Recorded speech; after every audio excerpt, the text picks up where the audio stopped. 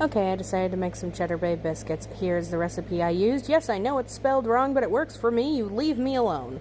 I did quadruple the recipe, so here is 6 cups of flour in a bowl, and then here's 4 cups of buttermilk. I didn't have buttermilk, so I used some milk and a couple tablespoons of vinegar.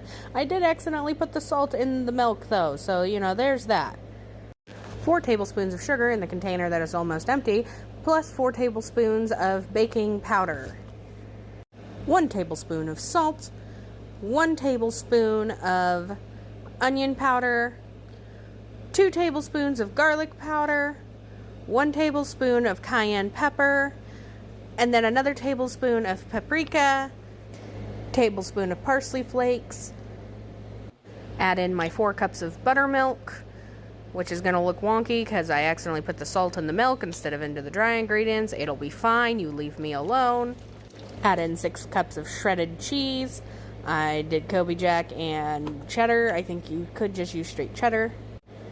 2 cups of melted butter, and then stir it all together with a wooden spoon, or at least pretend that you're going to try to stir it together with a wooden spoon before finally giving up and admitting defeat and using the only good stirring utensil, your goddamn hands.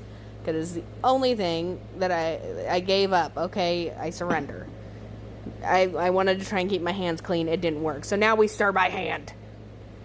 I also didn't bake these. I just scooped them into balls and froze them in the freezer and then put them in a bag in the freezer so I have them whenever I want. But essentially you'll just cook them at 450 for like 10 to 12 minutes, somewhere in there. And then you'll brush the top with butter and garlic and like parsley flakes and onion powder. I suppose you could roll it out if you really wanted to. I don't choose to do that. I just use a big cookie scoop and I just scoop them out onto a tray, but to each their own.